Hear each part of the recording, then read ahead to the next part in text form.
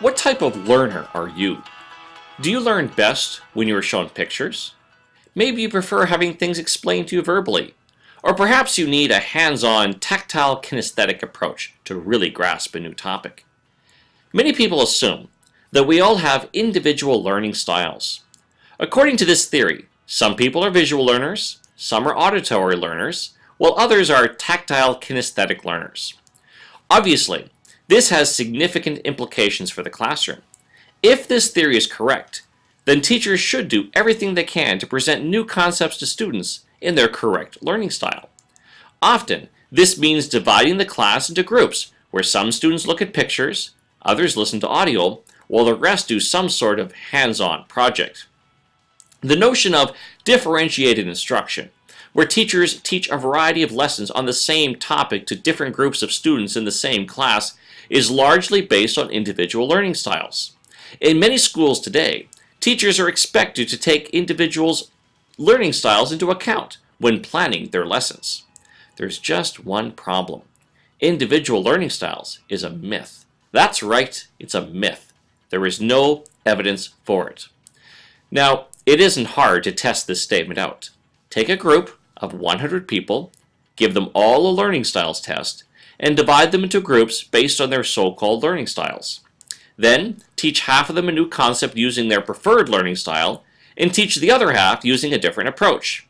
If people really do have individual learning styles, then we would expect better results from those who learned through their preferred learning style.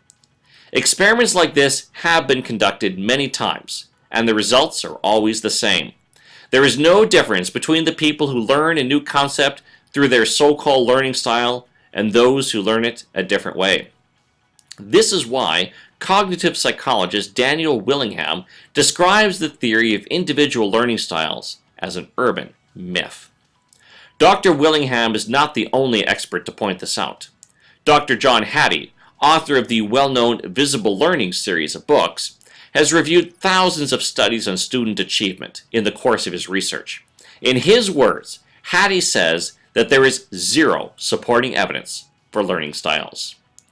The damage caused by this failed theory is significant. Instead of providing well-designed whole class lessons, teachers often waste vast amounts of time trying to adapt to the so-called learning styles of each student. Then at their professional development in-services, these same teachers are pushed to go even further in this direction. As a result, teachers end up working harder, getting worse results, and burning themselves out in the process. Now, rejecting the theory of individual learning styles does not mean teachers should teach every topic exactly the same way. For example, elementary teachers who are introducing the concept of the solar system to their students will do far more than simply give a lecture. Rather, they will show their students pictures of the planets, provide accurate verbal descriptions, and give students an opportunity to work with models. Good teachers have always used a variety of strategies to engage as many students as possible.